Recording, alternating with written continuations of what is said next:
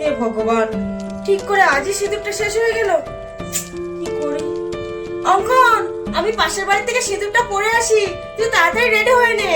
আজ তো চরক মেলা, আর এই দেখো আমি তোমার আগেই রেডি হয়ে গেছি।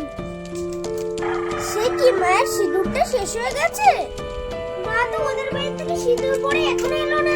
এই তো বাবা, আমি এসে গেছি, চল চড়ক মেলায় ঝাঁপটা দেখে আসি। চল। ধরো। মাম্মা, আমি বললাম তো কিছু খাবো না, আমাকে কেন দিলে এসব?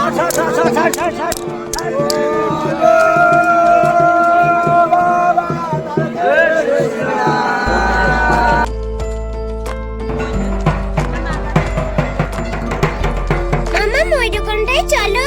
কেন, কি নিবি? ঠিক আছে ওই চল। দোকানটায় একটা সিঁদুর কৌটো দাও তো। এই না, এটা তোমার জন্য। কি দরকার ছিল?